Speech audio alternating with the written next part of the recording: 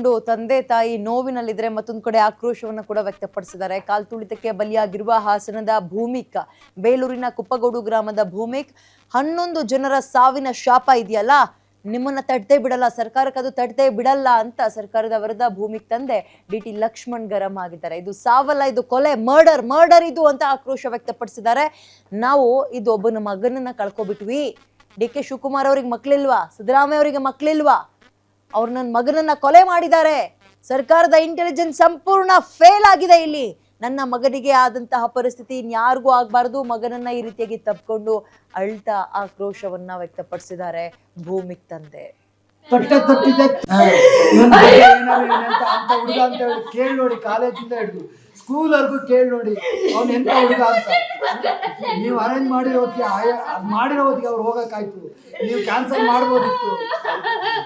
ಇದು ಶಾಪ ನಿಮಗೆ ತಟ್ಟುತ್ತೆ. ಬಂದ್ರಿ ನಿನ್ನೆ ಹೋಮ್ ಮಿನಿಸ್ಟರ್ ಇರ್ಬೋದು, ಚೀಫ್ ಮಿನಿಸ್ಟರ್ ಇರೋದು. ಬಂದು ನಿಮ್ ಕರ್ತವ್ಯ ಏನ್ ಬಂದ್ರಿ, ನಿಮ್ಮ ಬೇಳೆ ಕಾಳು ಬೇಯಿಸೋದಕ್ಕೋಸ್ಕರ ಬಂದ್ರಿ ಹೋದ್ರಿ. ಅದಲ್ಲ, ನನ್ನ ತಂದೆ ತಾಯಿಯ ನನ್ನಂತ ಎಷ್ಟೊಂದು ತಂದೆ ತಾಯಿಗಳ ನೋವನ್ನ ನಿಮಗೆ ಯಾವಾಗ ತಟ್ಟುತ್ತೆ. ನನ್ನಂತ 11 ತಂದೆ ತಾಯಿಗಳದ್ದು ಕಣ್ಣೀರು ಹಾಕಿ ನಿಮಗೆ ಶಾಪ ಆಗ್ತದ್ದು. ತಟ್ಟಿದೆ ಇನ್ನು ಮುಂದೆ ಬಿಕ್ಕಿದವ್ರಿಗೂ ತಟ್ಟಬೇಕು. ಆವಾಗಲೇ ನಮ್ಮ ಮನಸ್ಸಿಗೆ, ನಮ್ಮ ಆತ್ಮಕ್ಕೆ ಶಾಂತಿ ಸಿಗೋದು. ಅಂದ್ರೆ ನಿಮ್ಗಳ ಮಕ್ಳಿಗೆ ತಟ್ಟಿದಾಗ ನನ್ನ ಮಕ್ಳಿಗೆ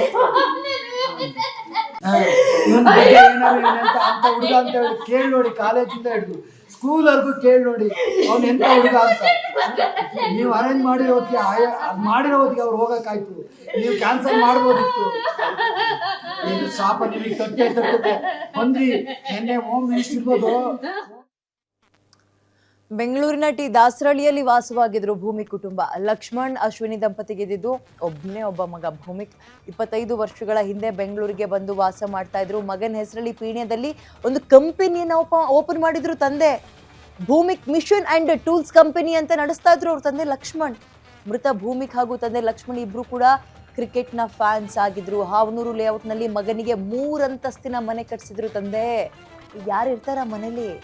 ಯಾರಿಗೋಸ್ಕರ ಮನೆ? ಬಸವನಗುಡಿಯ ಪ್ರತಿಷ್ಠಿತ BITಯಲ್ಲಿ ಬಿ ಓದ್ತಾ ಇದ್ರು, ಅಂದ್ರೆ ಎಂಜಿನಿಯರಿಂಗ್ ಮಾಡ್ತಾ ಇದ್ರು ಭೂಮಿಕ್. ಒಳ್ಳೆ ಹುಡುಗ, ಅವನ ಸಾವು ನೋವು ತಂದಿದೆ. ಸರ್ಕಾರದ ನಿರ್ಲಕ್ಷ್ಯಕ್ಕೆ ಈ ರೀತಿಯಾಗಿ ಸ್ಥಳೀಯರು ಆಕ್ರೋಶವನ್ನು ವ್ಯಕ್ತಪಡಿಸ್ತಾ ಇದ್ದಾರೆ. ಕೋಟ್ಯಾಂತರ ರೂಪಾಯಿ ಆಸ್ತಿ ಮಾಡಿದ್ರು, ಒಬ್ಬನೇ ಮಗ, ನನ್ನ ಮಗ ಚೆನ್ನಾಗಿರ್ಲಿ ಅಂತ. ಆ ಮಗನೇ ಇಲ್ವಲ್ಲ, ಮಗ ಅನ್ನೋ ಆಸ್ತಿನೇ ಇಲ್ವಲ್ಲ.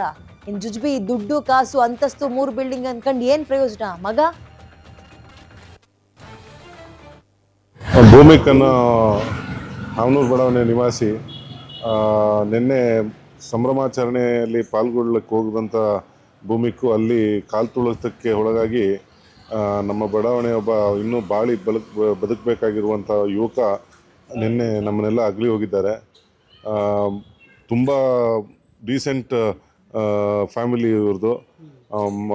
ಭೂಮಿಕ್ ಕೂಡ ತುಂಬ ಅಂದರೆ ಅಷ್ಟು ಒಳ್ಳೆ ವ್ಯಕ್ತಿ ಅಂತ ಹೇಳಿದರೆ, ಪ್ರಾಣಿಗಳನ್ನು ರೋಡ್ನಲ್ಲಿ ಯಾವುದಾದ್ರೂ ಪ್ರಾಣಿಗಳಿಗೆ ಏನಾದರೂ ಆಯಿತು ಅಂದಾಗ ಅವನು ಅದನ್ನು ಸರಿ ಮಾಡದೆ ಅವನು ಮನೆಗೆ ಹೋಗ್ತಿರ್ಲಿಲ್ಲ.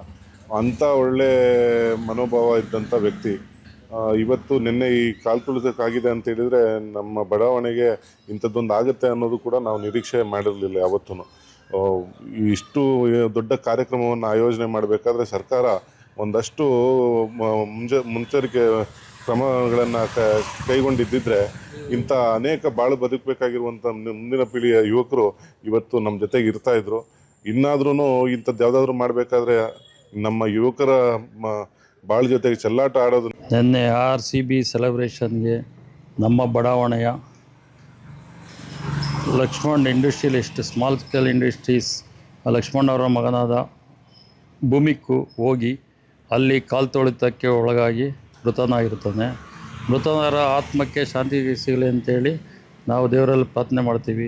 ರಾತ್ರಿ 12:30ಗೆ ಅವರು ಬಾಡಿನ ಕೊಟ್ಟು ತಂದಿದ್ದರು ಇಲ್ಲಿಗೆ. ಇಲ್ಲಿ ಬಂದು ಅರ್ಧ ಗಂಟೆಯಲ್ಲಿ ಏರಿಯಾದ ಜನ ಎಲ್ಲ ಸಂತಾಪ ಸೂಚಿಸೋಕ್ಕೆ 1:30ವರೆಗೂ ನಾವು ಹನುಮಂತರಾಯಪ್ಪ ಅಂತ, ನಾನು ರೆಸಿಡೆನ್ಷಿಯಲ್ ಅಸೋಸಿಯೇಷನ್ ಸೆಕ್ರೆಟರಿ ಹಾಗೂ ಭರತ್ ಎಲ್ಲ ಜನ.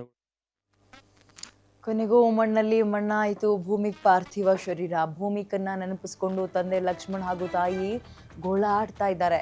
ಮಗನ ಪಾರ್ಥಿವ ಶರೀರವನ್ನು ತಬ್ಬಿಕೊಂಡು ಕುಟುಂಬ ಕಣ್ಣೀರು ಹಾಕ್ಬಿಡ್ತು. ಕಣ್ಣೀರಿನ ವಿದಾಯವನ್ನು ಕೊಟ್ಟರು ಮಗನಿಗೆ. ಹಾಸನದ ಕುಪ್ಪಗೋಡು ಗ್ರಾಮದಲ್ಲಿ ಭೂಮಿಕ್ ಅಂತ್ಯಕ್ರಿಯೆ ಆ ಹಿಂದೂ ಸಂಪ್ರದಾಯದಂತೆ ನೆರವೇರಿಸಲಾಯಿತು. ಅಂತ್ಯಕ್ರಿಯೆಯಲ್ಲಿ ಸ್ಥಳೀಯ ಶಾಸಕ ಹುಲ್ಲಳ್ಳಿ ಸುರೇಶ್ ಕೂಡ ಭಾಗಿಯಾಗಿದ್ರು. ಮಗನಿಗೋಸ್ಕರ ಕೋಟ್ಯಾಂತರ ರೂಪಾಯಿ ಆಸ್ತಿ ಮಾಡಿದ್ರು. ಮಗ ನಾವೊಂದು ದಿನ ಇಲ್ಲ ಅಥವಾ ನಾವು ಸತ್ತಾಗ ಮಣ್ಣು ಹಾಕ್ತಾರೆ, ಚಿತೆಗೆ ಬೆಂಕಿ ಇಡ್ತಾನೆ ಅಂತ ಅಂದ್ಕೊಂಡಿದ್ವಿ. ನನ್ನ ಮಗನಿಗೆ ನಾನು ಇಡುತ್ತೆ ಈ ರೀತಿಯಾಗಿ ವಿದಾಯ ಹೇಳುವಂತಹ ಪರಿಸ್ಥಿತಿ ಬರುತ್ತೆ ಅಂತ ಕನಸು ಮನಸ್ಸಲ್ಲೂ ಅಂದ್ಕೊಂಡಿರಲ್ಲ ತಂದೆ ತಾಯಿ. ಅವ್ರ ಗೋಳಾಟ ಯಾವ ಪದಗಳಿಗೂ ನಿಲ್ಕಲ್ಲ. ಅವರ ಸಂಕಟ ಎಷ್ಟು ಹೇಳಿದ್ರೂ ಕೂಡ ತೀರಲ್ಲ. ಮಗನನ್ನ ಕಳ್ಕೊಳ್ಳೋದು ಅಂದರೆ ಹುಡುಗಾಟದ ಪ್ರಶ್ನೆನ? ಒಬ್ಬನೇ ಒಬ್ಬ ಮಗ ದಿಕ್ಕು ಅಂತಿದ್ದು ಅವನು ಮಾಡ್ತಾ ಇದ್ದಿದ್ದು ಎಲ್ಲವೂ ಕೂಡ ಅವನಿಗೋಸ್ಕರ. ಅವನೇ ಇಲ್ಲ ಅಂದಮೇಲೆ ಆ ನೋವು ಎಷ್ಟು ಹೇಳಿದ್ರೂ ಕೂಡ ಕಡಿಮೆನೆ. ಆ ಸಂಕಟ ಮಾತಿಗೆ ನಿಲ್ಕುವಂಥದ್ದು ಅಥವಾ ಸಿಲ್ಕುವಂಥದ್ದು ಅಲ್ವೇ ಅಲ್ಲ.